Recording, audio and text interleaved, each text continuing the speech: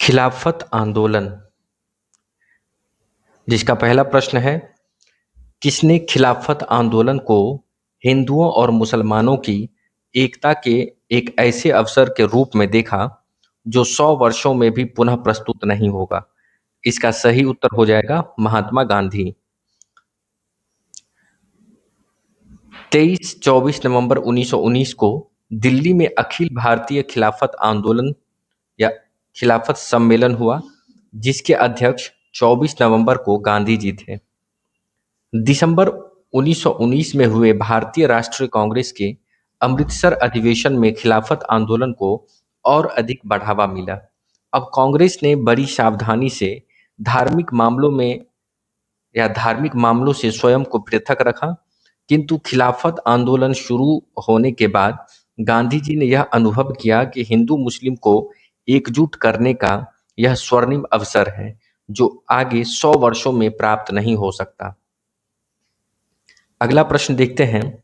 1920 की खिलाफत कमेटी की सभा, जिसने गांधी को असहयोग आंदोलन के नेतृत्व का संभालने का अनुरोध किया था, वह किस शहर में हुआ था? तो इसका सही उत्तर हो जाएगा इलाहाबाद में।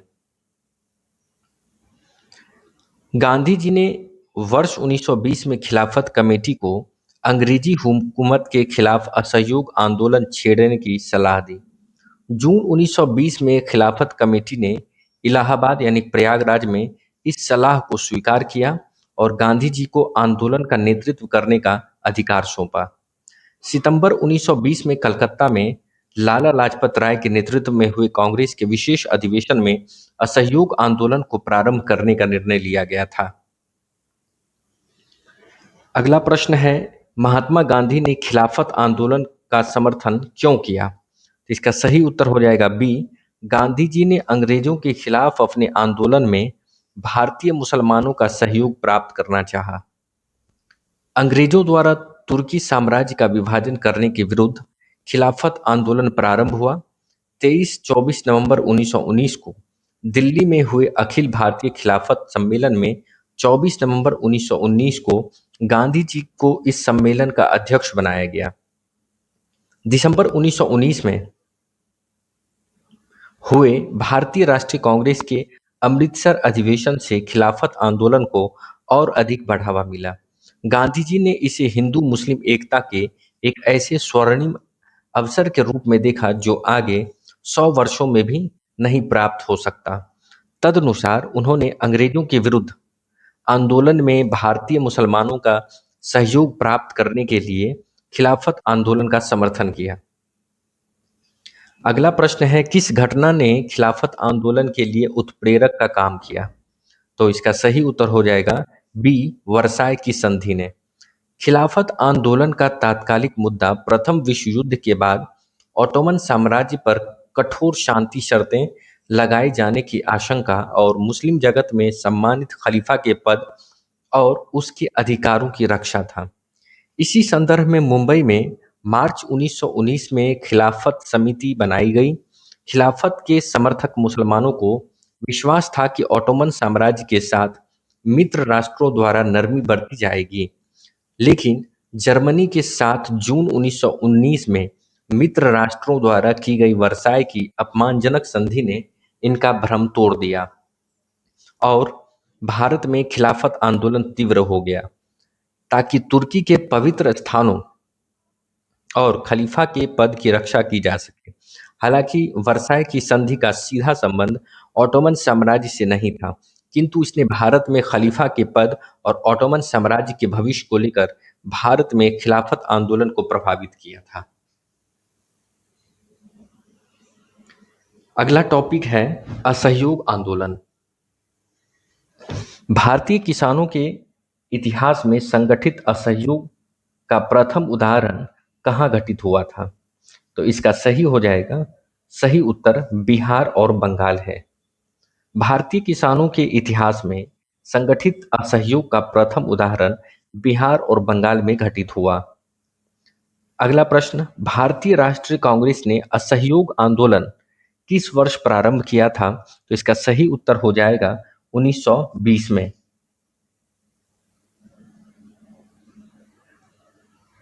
सितंबर 1920 में कलकत्ता में कांग्रेस के विशेष अधिवेशन में पास हुए असहयोग संबंधी प्रस्ताव की दिसंबर 1920 में नागपुर में हुए कांग्रेस के वार्षिक अधिवेशन में पुष्टि कर दी गई।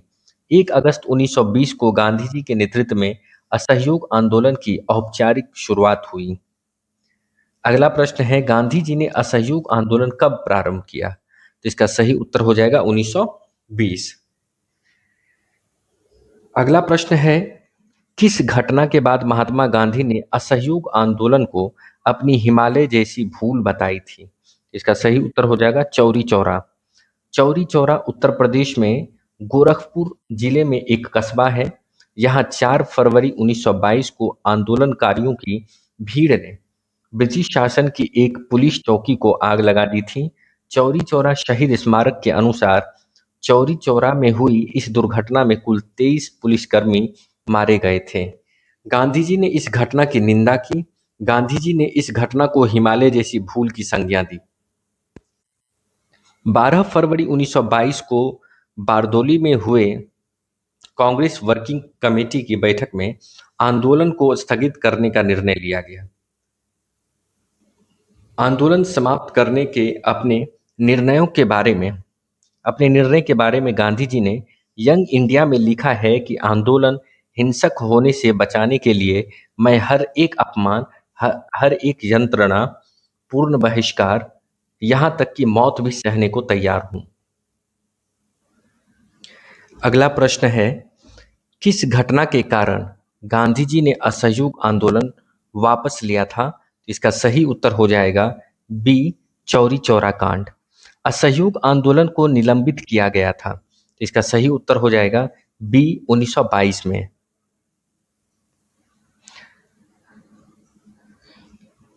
अगला प्रश्न है, भारतीय स्वतंत्रता संग्राम के बारे में निम्नलिखित में से कौन सा कथन सही नहीं है? तो इसका सही उत्तर हो जाएगा ए, यानी कि वर्ष 1921 में महात्मा गांधी को गिरफ्तार कर लिया गया था। ये कथन सही नहीं है। लेकिन आगे के जो कथन है, चौरी चौरा कांड के कारण गांधी जी ने असहयोग आंदोलन से हाथ खींच लिया था, ये सही है। गांधी जी ने अपना पहला प्रमुख सार्वजनिक भाषण बनारस हिंदू विश्वविद्यालय में दिया था, ये भी सही है। तो सही क्या नहीं है? वर्ष 1921 में महात्मा गांधी को गिरफ्तार कर लिया गया था, ये सही नहीं है। इसकी व्याख्या देखते हैं। असहयोग आंदोलन की औपचारिक शुरुआत 1 अगस्त 1920 को हुई थी। 4 फरवरी 1922 को चौरी चौरा कांड के कारण 12 फरवरी 1922 को बारदोली में हुई कांग्रेस की बैठक में आंदोलन को स्थगित करने का निर्णय लिया गया। इसके पश्चात 10 मई 1922 को महात्मा गांधी को गिरफ्तार कर लिया गया। अगला प्रश्न है, असहयोग आंदोलन के स्थान संबंधी घटनाओं का सही क्रम इंगित करना है। जिसमें पहला है चौरी चौरा में पुलिस गोलीकांड, फिर उग्र भीड़ द्वारा पुलिस थाना को जलाना, तीसरा है गांधी जी द्वारा आंदोलन का स्थगन, चौथा है गांधी जी की गिरफ्तारी। तो निम्नलिखित कूटों में से इसे उत्तर चुनना है कि क्रम क्या होगा। तो इसका सही उत्तर हो जाएगा ए, यानी सबसे पहले चौरी चौरा में पुलिस गोलीकांड हुई, उग्र भीड़ द्वारा पुलिस थानों को जला दिया गया, गांधी जी द्वारा आंदोलन का स्थगन किया गया, उसके बाद गांधी जी की गिरफ्तारी हो गई। तो ये क्रम में ही दिया गया है। 4 फरवरी 1922 को चौरी चौरा यानी कि गोरखपुर उत्तर प्रदेश में कांग्रेस और खिलाफत का एक जुलूस निकला। कुछ पुलिस वालों ने उनके साथ दुर्व्यवहार किया। परिणाम स्वरूप जुलूस में शामिल एक जत्थे ने पुलिस पर हमला बोल दिया। पुलिस ने गोली चलाई। फलतः भीड़ उत्तेजित हो गई और पुलिस पर हमला बोल दिया। सिपाही भागकर थाने में घुसे तो भीड़ ने थाने में आग लगा दी। इस घटना की खबर मिलने के उपरांत गांधी जी ने आंदोलन को वापस लेने का निश्चय किया। 12 फरवरी 1922 को बारदोली में हुए कांग्रेस वर्किंग कमेटी की बैठक में आंदोलन को स्थगित किया जाने का निर्णय लिया गया।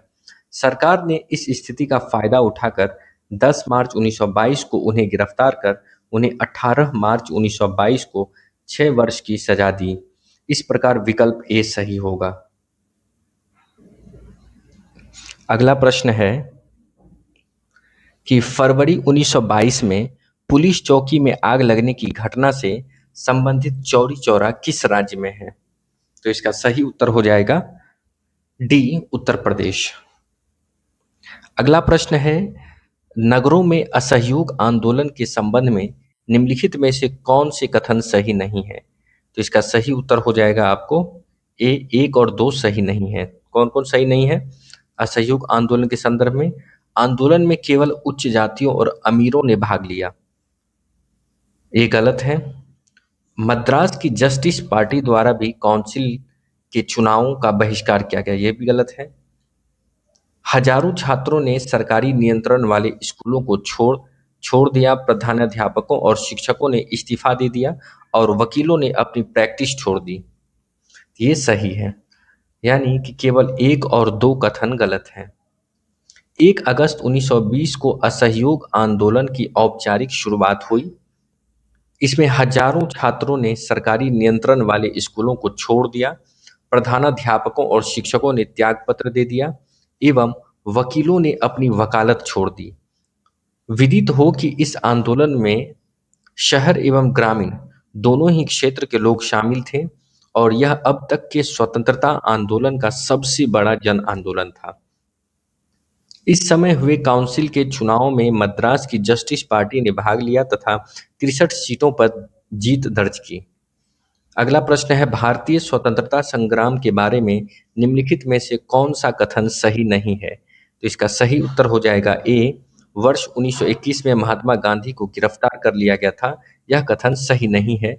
अन्य कथन देखते हैं। चौरी चौरा कांड के कारण गांधी जी ने असहयोग आंदोलन से हाथ खींच लिया था, यह सही है। गांधी जी ने अपना पहला प्रमुख सार्वजनिक भाषण बनारस हिंदू विश्वविद्यालय में दिया था, यह भी सही है। यानी कि ए सही नहीं है। अगला, असहयोग आंदोलन की औपचारिक शुरुआत 1 अगस्त 1920 को हुई थी। 4 फरवरी 1922 को चौरी चौरा कांड के कारण 12 फरवरी 1922 को बारदोली में हुई कांग्रेस वर्किंग कमेटी की बैठक में आंदोलन को स्थगित करने का निर्णय लिया गया। इसके पश्चात 10 मार्च 1922 को महात्मा गांधी को गिरफ्तार कर लिया गया। गांधी जी ने अपना पहला प्रमुख सार्वजनिक भाषण बनारस हिंदू विश्वविद्यालय में दिया था। अगला टॉपिक है, स्वराज पार्टी का गठन 1923। पहला प्रश्न है, सी.आर. दास एवं मोतीलाल नेहरू ने कांग्रेस के भीतर स्वराज पार्टी किस उद्देश्य से बनाई थी? तो इसका सही उत्तर हो जाएगा सी, राज्य परिषदों के चुनाव में भाग लेने के उद्देश्य से। 31 दिसंबर 1922 को गया में महाराजा टिकरी के निवास स्थान पर हुई बैठक में कांग्रेस के अंदर ही एक नई पार्टी कांग्रेस खिलाफत स्वराज पार्टी के गठन की घोषणा की गई। वर्ष 1923 में कांग्रेस खिलाफत स्वराज पार्टी का गठन किया गया तथा 20 से 22 फरवरी 1923 को इलाहाबाद, वर्तमान में प्रयागराज में इस नवगठित पार्टी की सामान्य बैठक आयोजित हुई, जिसमें पार्टी के कार्यक्रम और संविधान को मंजूरी दी गई तथा साथ ही पार्टी को नया नाम स्वराज पार्टी दिया गया। सी.आर. दास इसके अध्यक्ष तथा मोतीलाल नेहरू इसके महासचिव बने। यह पार्टी कांग्रेस के भीतर ही रहते हुए परिषदों के चुनाव लड़ने के उद्देश्य से गठित की गई थी। इसने राज्य परिषदों के साथ केंद्रीय विधान परिषद के चुनाव में भी प्रतिभाग किया तथा अच्छी सफलता हासिल की थी। इनका वास्तविक उद्देश्य इन सभाओं में प्रवेश कर अपनी बात रखना तथा सरकार के साथ असहयोग करना था। स्वराज दल की स्थापना असहयोग आंदोलन की असफलता के उपरांत की गई थी। अगला प्रश्न है, स्वराज दल की स्थापना असफलता के बाद हुई थी? तो ए, असहयोग आंदोलन की असफलता के बाद। अगला प्रश्न है, स्वराज पार्टी का गठन डैश की असफलता के बाद हुई थी? तो असहयोग आंदोलन की असफलता के बाद हुई थी। स्वराज आंदोलन की स्थापना किसने की? तो इसका सही उत्तर हो जाएगा डी, चित्तरंजन दास एवं मोतीलाल नेहरू। वर्ष 1923 में स्वराज पार्टी का गठन किसने किया? तो इसका सही उत्तर हो जाएगा सी, सी.आर. दास और मोतीलाल नेहरू ने स्वराज पार्टी का गठन किया।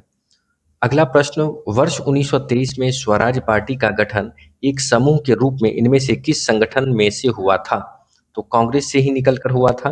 वर्ष 1923 में स्वराज पार्टी की स्थापना कांग्रेस के एक भाग के रूप में की गई, जिसके अध्यक्ष चित्तरंजन दास बनाए गए और मोतीलाल नेहरू उसके महासचिव बनाए गए। अगला प्रश्न है, स्वराज आम जनता के लिए होना चाहिए, केवल वर्गों के लिए नहीं, के प्रसिद्ध सूत्र की घोषणा की। तो इसका सही उत्तर हो जाएगा सी आर दास ने। देशबंधु चित्तरंजन दास सी आर दास ने कहा था, स्वराज आम जनता के लिए होना चाहिए, केवल वर्गों के लिए नहीं। अगला प्रश्न है, साइमन कमीशन 1927, ये प्रश्न नहीं बल्कि यह एक टॉपिक है। इससे संबंधित प्रश्न देखते हैं। किस कमीशन ने सभी राजनीतिक समूहों और दलों के किसी भी भारतीय सदस्य को शामिल नहीं करने के कारण बेचैनी को बल मिला? इसका सही उत्तर हो जाएगा सी, साइमन कमीशन। वर्ष 1927 में ब्रिटिश सरकार ने भारत सरकार अधिनियम 1919 के प्रावधानों की समीक्षा के लिए एक सांविधिक आयोग नियुक्त किया, जिसे साइमन कमीशन कहा जाता है। इस आयोग के सभी सातों सदस्य ब्रिटिश थे और इसमें किसी भी भारतीय राजनीतिक दल, समूह या समुदाय के एक भी भारतीय प्रतिनिधि को शामिल नहीं किया गया था। अगला प्रश्न है, साइमन कमीशन पहली बार भारत आया था तो कब आया था? 1928 ईस्वी में आया था। वर्ष 1919 के मॉन्टेग्यू चेम्सफोर्ड सुधार में 10 वर्ष पर इसकी समीक्षा हेतु एक वैधानिक आयोग के गठन का प्रावधान था। आयोग को यह देखना था कि यह अधिनियम व्यवहार में कहाँ तक सफल रहा तथा उत्तरदायी शासन की दिशा में कहाँ तक प्रगति करने की स्थिति में है। किंतु ब्रिटेन की कंजर्वेटिव सरकार ने इसकी समीक्षा हेतु 2 वर्ष पूर्व नवंबर 1927 में ही साइमन कमीशन की नियुक्ति कर दी। सर जॉन साइमन की अध्यक्षता में गठित इस कमीशन में कुल 7 सदस्य थे। चूंकि इसमें सभी सदस्य अंग्रेज थे, इसलिए कांग्रेसियों ने इसे श्वेत श्वेत कमीशन कहकर विरोध किया। साइमन कमीशन 3 फरवरी 1928 को मुंबई पहुंचा। अगला प्रश्न है, साइमन कमीशन के गठन की घोषणा कब की गई थी? इसका सही उत्तर हो जाएगा ई, उपयुक्त में से कोई नहीं। अगला प्रश्न है, साइमन कमीशन को किसकी अध्यक्षता में नियुक्त किया गया था? तो इसका सही उत्तर हो जाएगा सर जॉन साइमन। अगला प्रश्न देखते हैं। इसमें है कि रिक्त स्थानों की पूर्ति कीजिए, जिसमें नेहरू रिपोर्ट डैश की अध्यक्षता में एक कमेटी द्वारा तैयार किया गया था और इसका विषय था, यानी इसका सही उत्तर हो जाना चाहिए सी, मोतीलाल नेहरू भारत में संवैधानिक व्यवस्थाएं। तो देखते हैं, नेहरू रिपोर्ट मोतीलाल नेहरू की अध्यक्षता में एक कमेटी द्वारा तैयार किया गया था और इसका विषय था भारत में संवैधानिक व्यवस्थाएं। इसकी व्याख्या देखते हैं। साइमन कमीशन में किसी भी भारतीय के शामिल न होने के कारण भारत में साइमन के खिलाफ हो रहे विरोध प्रदर्शनों के दौरान भारत के राज्य सचिव लॉर्ड बिरकनहेड ने भारतीयों को चुनौती देते हुए कहा कि भारतीय लोग संवैधानिक सुधार के लिए ठोस प्रस्ताव बनाने में असमर्थ हैं। उन्होंने कहा कि भारतीय ऐसा संविधान बनाने में असमर्थ है जिसको सभी भारतीयों का व्यापक राजनीतिक समर्थन प्राप्त हो। इस चुनौती को भारतीयों द्वारा स्वीकार किया गया और इस योजना को अंतिम रूप देने के लिए फरवरी, मई और अगस्त 1928 में सर्वदलीय अधिवेशन आयोजित किए गए। मोतीलाल नेहरू की अध्यक्षता में 9 सदस्यीय समिति ने अगस्त 1928 में प्रस्तावित संविधान का प्रारूप प्रस्तुत किया। अध्यक्ष समेत सदस्यों की संख्या इसमें कुल 10 थी। इसको मोतीलाल नेहरू के नाम पर नेहरू रिपोर्ट नाम से बाद में जाना गया। इसमें सांप्रदायिक आधार पर अलग निर्वाचन मंडल की मांग को अस्वीकार किया गया था। इस रिपोर्ट में डोमिनियन स्टेट्स की मांग की गई थी। इसके अतिरिक्त अन्य सिफारिश की गई थी, जैसे सब वयस्कों के लिए मताधिकार, महिलाओं के लिए समान अधिकार, यूनियन संगठन बनाने की स्वतंत्रता और धर्म का हर प्रकार से राज्य से पृथक्करण। अगला टॉपिक है, कांग्रेस का लाहौर अधिवेशन पूर्ण स्वराज प्रस्ताव 1929। पहला प्रश्न है, पुनः याद रखें, अब यह झंडा लहरा गया है, यह कभी भी झुकना नहीं चाहिए जब तक एक भी भारतीय पुरुष, महिला या बालक भारत में जीवित रहे। यह किसने कहा था?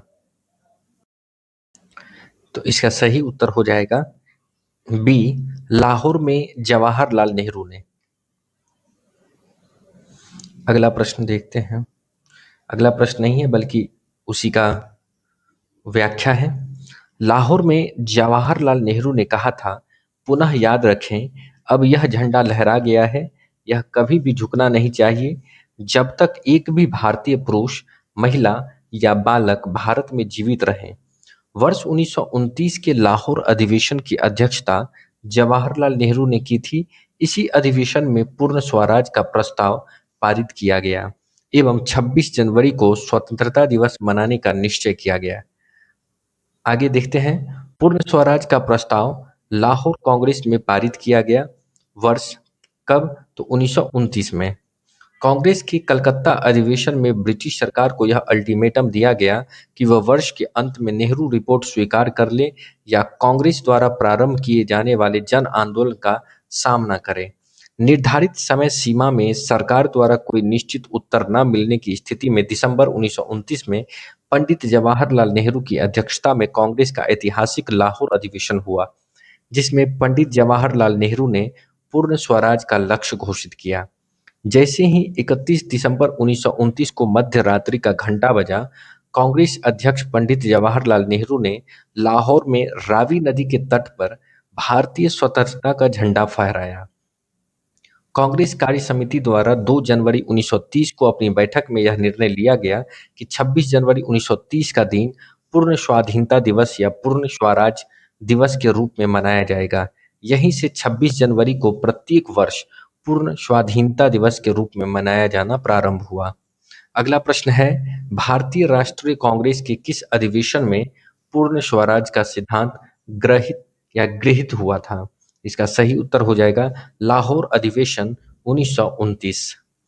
भारतीय राष्ट्रीय कांग्रेस ने किस सत्र में पूर्ण स्वाधीनता का प्रस्ताव पारित किया था? इसका सही उत्तर हो जाएगा सी, 1929 ईस्वी, लाहौर। अगला प्रश्न है, 1929 में लाहौर में आयोजित भारतीय राष्ट्रीय कांग्रेस के अधिवेशन का अध्यक्ष कौन था? तो इसका सही उत्तर हो जाएगा सी, जवाहरलाल नेहरू। अगला प्रश्न देखते हैं, भारतीय राष्ट्रीय कांग्रेस द्वारा किस दिन को पूर्ण स्वराज दिवस घोषित किया गया था? इसका सही उत्तर हो जाएगा ए, 26 जनवरी 1930। अगला प्रश्न, वर्ष 1929 में लाहौर में आयोजित भारतीय राष्ट्रीय कांग्रेस के अधिवेशन का अध्यक्ष कौन था? इसका सही उत्तर हो जाएगा सी, जवाहरलाल नेहरू। 1929 के कांग्रेस अधिवेशन में पूर्ण स्वराज का पताका किसने उठाया? इसका सही उत्तर हो जाएगा बी, पंडित जवाहरलाल नेहरू। अगला टॉपिक, सविनय अवज्ञा आंदोलन, जिसका पहला प्रश्न है, दांडी यात्रा की गई तो कब की गई थी? तो 1930 ईस्वी में की गई थी। महात्मा गांधी ने 12 मार्च 1930 को नमक सत्याग्रह शुरू किया। उन्होंने साबरमती आश्रम से 80 सहयोगियों, महात्मा गांधी समेत कुल 81 सदस्य के साथ सत्याग्रह के लिए कूच किया।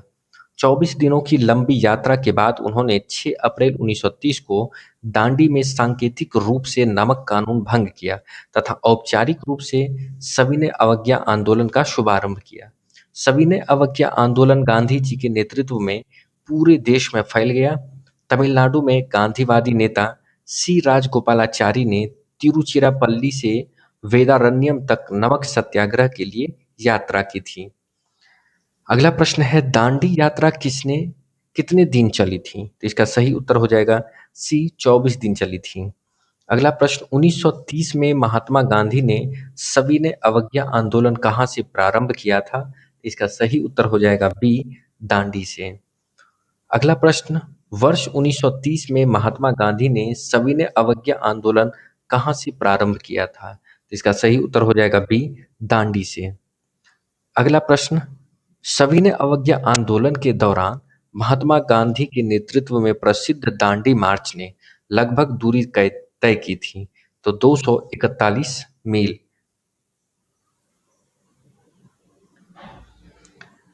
गांधी जी के नेतृत्व में 12 मार्च को साबरमती आश्रम से दांडी मार्च प्रारंभ हुआ। साबरमती से दांडी तक की कुल 241 मील की दूरी उन्होंने 24 दिनों में पूरी की थी। अगला प्रश्न है, गांधी जी के नमक सत्याग्रह का उद्देश्य क्या था? तो इसका क्या उद्देश्य था? तो उपर्युक्त में से एक से अधिक था।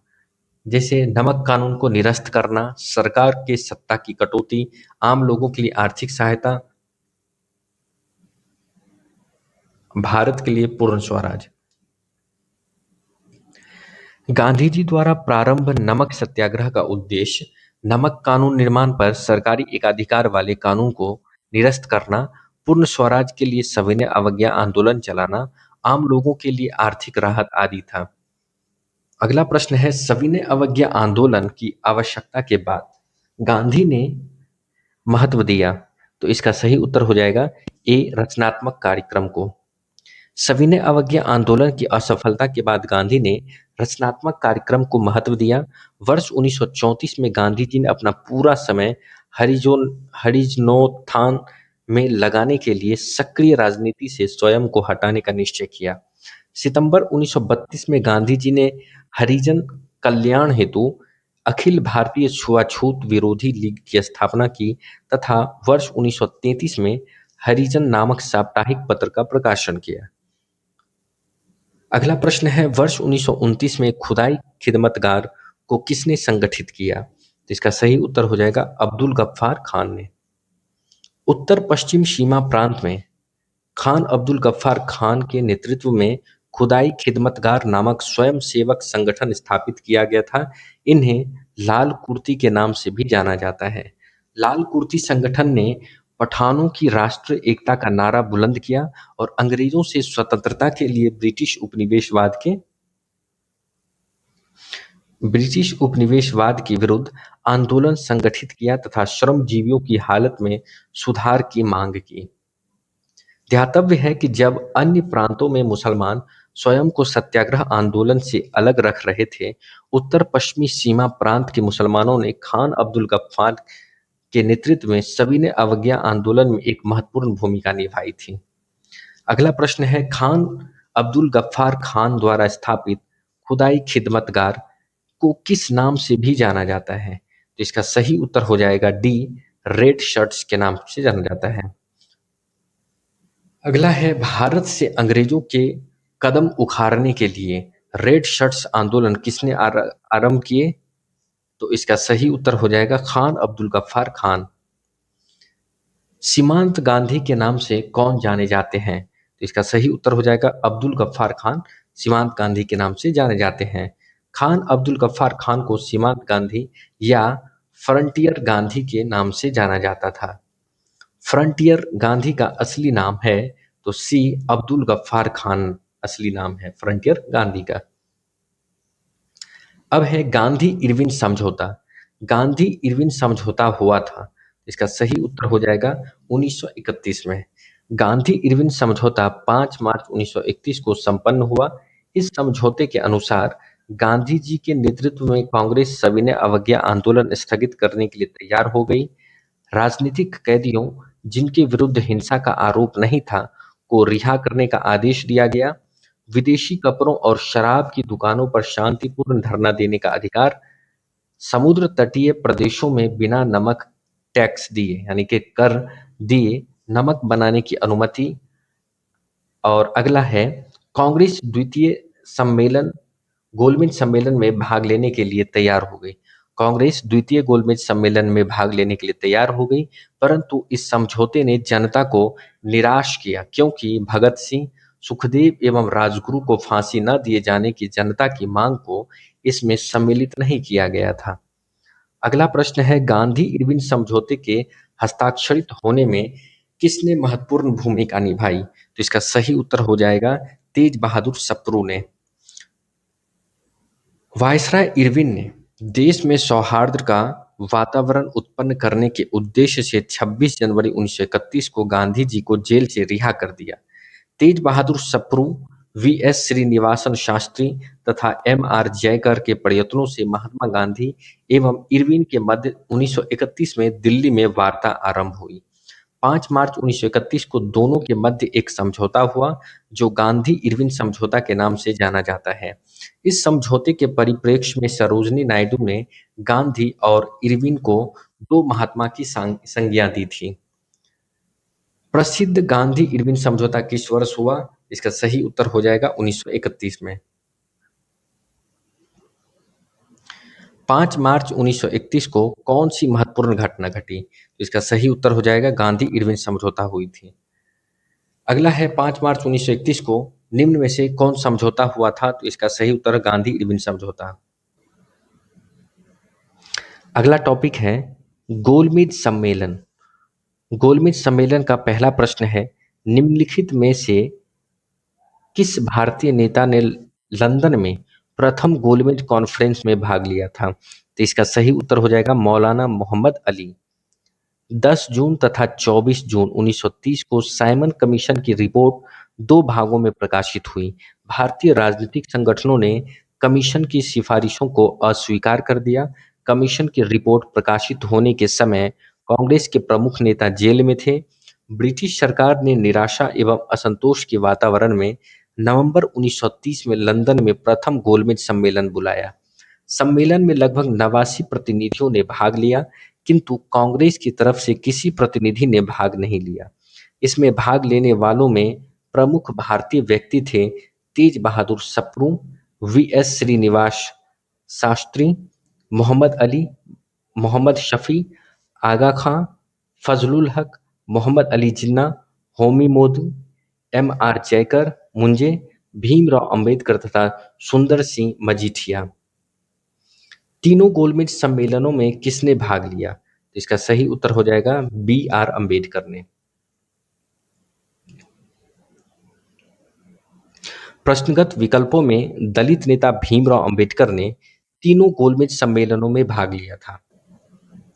द्वितीय गोलमेज सम्मेलन में महात्मा गांधी ने कांग्रेस के एकमात्र प्रतिनिधि के रूप में हिस्सा लिया था। इनके अलावा सरोजिनी नायडू तथा मदन मोहन मालवीय ने भी इस सम्मेलन में हिस्सा लिया था। अगला प्रश्न है, निम्न में से कौन सा गोलमेज सम्मेलन 1932 में हुआ था? इसका सही उत्तर हो जाएगा सी, तीसरा।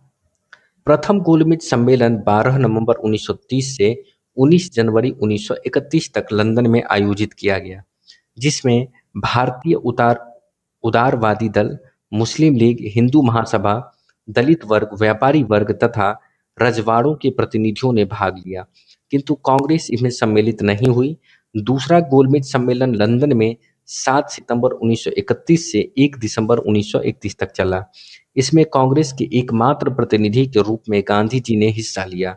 लंदन में तीसरा गोलमेज सम्मेलन 17 नवंबर 1932 से 24 दिसंबर 1932 तक चला। कांग्रेस ने इस सम्मेलन का बहिष्कार किया। अगला प्रश्न है, भारतीय राष्ट्रीय कांग्रेस ने किस गोलमेज सम्मेलन में भाग नहीं लिया? तो इसका सही उत्तर हो जाएगा ई, यानी किस गोलमेज सम्मेलन में भाग नहीं लिया था? प्रथम और तृतीय में नहीं लिया था, द्वितीय में लिया था। द्वितीय गोलमेज सम्मेलन किस प्रश्न पर असफल रहा था? तो इसका सही उत्तर हो जाएगा सांप्रदायिक प्रतिनिधित्व के प्रश्न पर। द्वितीय गोलमेज सम्मेलन 7 सितंबर 1931 को प्रारंभ हुआ, जिसमें महात्मा गांधी कांग्रेस के एकमात्र प्रतिनिधि के रूप में सम्मिलित हुए थे। यह सम्मेलन सांप्रदायिक समस्या पर विवाद के कारण सम्मेलन का कोई निर्णायक निष्कर्ष नहीं निकल सका। दलित नेता भीमराव अंबेडकर ने दलितों के लिए पृथक निर्वाचन मंडल की सुविधा की मांग की, जिसे गांधी जी ने अस्वीकार कर दिया। अंततः सांप्रदायिक प्रतिनिधित्व पर गतिरोध के कारण यह सम्मेलन 1 दिसंबर 1931 को समाप्त घोषित कर दिया गया। अगला प्रश्न है, डॉक्टर अंबेडकर और महात्मा गांधी के बीच दूसरे गोलमेज संगोष्ठी के समय किस विषय पर मतांतर हो गया था? तो इसका सही उत्तर हो जाएगा दलितों के लिए पृथक मतदान के विषय पर। अगला प्रश्न है, महात्मा गांधी दिसंबर 1931 में खाली हाथ कहाँ से भारत लौटे थे? तो बिल्कुल इसका सही उत्तर हो जाएगा ए, लंदन। महात्मा गांधी ने कांग्रेस के एकमात्र प्रतिनिधि के रूप में 7 सितंबर 1931 से प्रारंभ द्वितीय गोलमेज सम्मेलन में भाग लिया, किंतु 28 दिसंबर 1931 को वह लंदन से खाली हाथ निराश होकर बंबई पहुंचे। भारत पहुंचने पर उन्होंने कहा कि यह सच है कि मैं खाली हाथ लौटा हूं, किंतु मुझे संतोष है कि जो ध्वज मुझे सौंपा गया था, मैंने उसे नीचे नहीं होने दिया और उसके सम्मान के साथ समझौता नहीं किया। अगला प्रश्न है, राउंड टेबल कॉन्फ्रेंस के समय इंग्लैंड का प्रधानमंत्री कौन था? इसका सही उत्तर हो जाएगा जेम्स रैमजे मैकडोनाल्ड। अंग्रेज सरकार द्वारा भारत में संवैधानिक सुधारों पर चर्चा के लिए वर्ष 1930-32 के बीच सम्मेलनों की एक श्रृंखला के तहत 3 गोलमेज सम्मेलन आयोजित किए गए थे। इन सम्मेलनों को जून 1930 में साइमन आयोग द्वारा प्रस्तुत की गई रिपोर्ट के आधार पर संचालित किया गया था। इस समय इंग्लैंड के प्रधानमंत्री जेम्स रैमजे मैकडोनाल्ड थे। अगला टॉपिक है, सांप्रदायिक पंचाट एवं पूना पैक्ट 1932। पूना समझौते पर हस्ताक्षर कब किए गए? तो इसका सही उत्तर हो जाएगा ए, 24 सितंबर 1932। 24 सितंबर 1932 को भीमराव अंबेडकर और महात्मा गांधी के अनुयायियों के मध्य पूना समझौता हुआ। इस समझौते को ब्रिटिश सरकार द्वारा सम्मति प्रदान किए जाने के बाद 26 सितंबर 1932 को गांधी जी ने अनशन तोड़ा था। अगस्त 1932 को रैमजे मैकडोनाल्ड के सांप्रदायिक पंचाट के द्वारा पहली बार एक पृथक निर्वाचक समूह बनाया गया। इसका सही उत्तर हो जाएगा अछूतों के लिए। ब्रिटिश प्रधानमंत्री रैमजे मैकडोनाल्ड ने 16 अगस्त 1932 को सांप्रदायिक पंचाट प्रस्तुत किया, जिसके अंतर्गत प्रत्येक अल्पसंख्यक समुदाय के लिए विधान मंडलों में कुछ सीटें सुरक्षित कर दी गईं, जिनके सदस्यों का चुनाव पृथक निर्वाचक मंडलों द्वारा किया जाना था। मुसलमान और सिख तो पहले से ही अल्पसंख्यक माने जाते थे। अब इस सांप्रदायिक पंचाट के अंतर्गत दलित वर्ग को भी अल्पसंख्यक मानकर हिंदुओं से अलग कर दिया गया। अगला प्रश्न है, सांप्रदायिक अवार्ड एवं पूना पैक्ट में क्रमशः दलित वर्ग के लिए कितनी सीटें दी गई थी? इसका सही उत्तर हो जाएगा क्रमशः 71 व 147। सांप्रदायिक अवार्ड में प्रांतीय विधान मंडलों में दलितों के लिए सुरक्षित सीटों की संख्या 71 थी, जिसे पूना पैक्ट यानी पूना समझौता में बढ़ाकर 148, मद्रास में 30, सिंध सहित बंबई में 15, पंजाब में 8, बिहार और उड़ीसा 18, मध्य प्रांत में एवं बरार में 20, असम में 7, बंगाल 30 एवं आगरा और अवध का संयुक्त प्रांत 20 कर दिया गया। कुछ पुस्तकों में यद्यपि यह संख्या 147 मिलती है। साथ ही केंद्रीय विधानमंडल में सामान्य वर्ग के सीटों में से 18% की सीटें दलित वर्गों के लिए आरक्षित की गई। पूना समझौते का उद्देश्य था, इसका क्या उद्देश्य था? तो बी, दलित वर्ग को प्रतिनिधित्व देना। अगला टॉपिक है, कांग्रेस सोशलिस्ट समाजवादी पार्टी 1934। वर्ष 1934 में कांग्रेस सोशलिस्ट पार्टी की स्थापना की गई थी। तो सी, यानी कि जयप्रकाश नारायण और आचार्य नरेंद्र देव द्वारा। वर्ष 1934 में जयप्रकाश नारायण तथा आचार्य नरेंद्र देव के प्रयत्नों के फलस्वरूप कांग्रेस सोशलिस्ट पार्टी का गठन किया गया था। इस पार्टी के अन्य सदस्यों में डॉक्टर राम मनोहर लोहिया, अच्युत पटवर्धन, मीनू मसानी तथा अशोक मेहता जैसे व्यक्ति शामिल थे। इस पार्टी का पहला अखिल भारतीय सम्मेलन अक्टूबर 1934 में पटना में हुआ था। जयप्रकाश नारायण किस पार्टी से संबंधित थे? तो इसका सही उत्तर हो जाएगा कांग्रेस समाजवादी पार्टी से। कांग्रेस सोशलिस्ट पार्टी का गठन किस वर्ष हुआ था? इसका सही उत्तर हो जाएगा ए, 1934। अगला टॉपिक है, प्रांतीय चुनाव और मंत्रिमंडल का गठन 1937। प्रांतीय सरकारों का गठन निम्नलिखित में से किस अधिनियम के तहत किया गया था? इसका सही उत्तर हो जाएगा वर्ष 1935 का अधिनियम।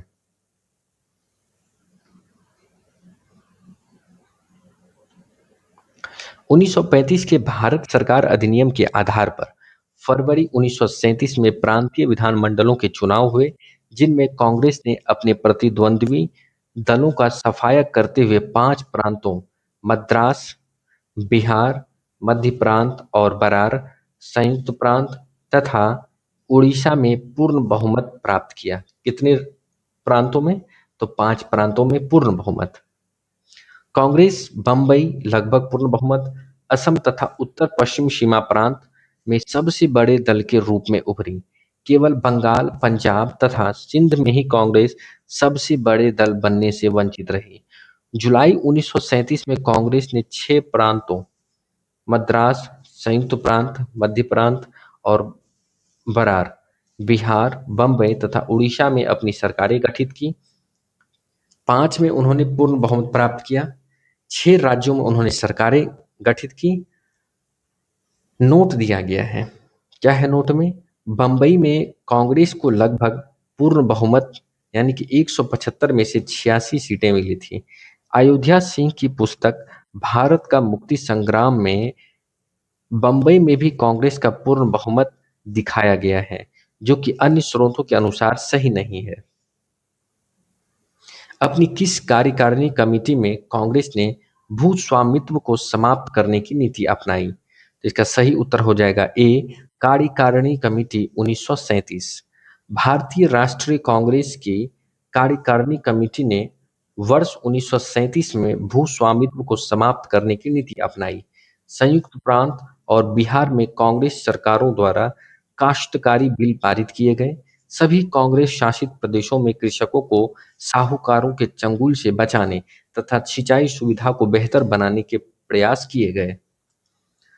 अगला टॉपिक है कांग्रेस का त्रिपुरी संकट 1939, जिसमें पहला प्रश्न है, वर्ष 1938 में भारतीय राष्ट्रीय कांग्रेस के अध्यक्ष निर्वाचित हुए।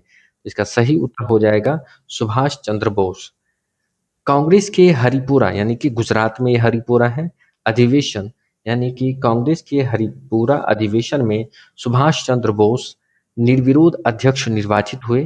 ध्यातव्य है कि सुभाष चंद्र बोस वर्ष 1939 में त्रिपुरी अधिवेशन में पट्टाभी सीतारमैया को हराकर अध्यक्ष पद के लिए निर्वाचित हुए थे।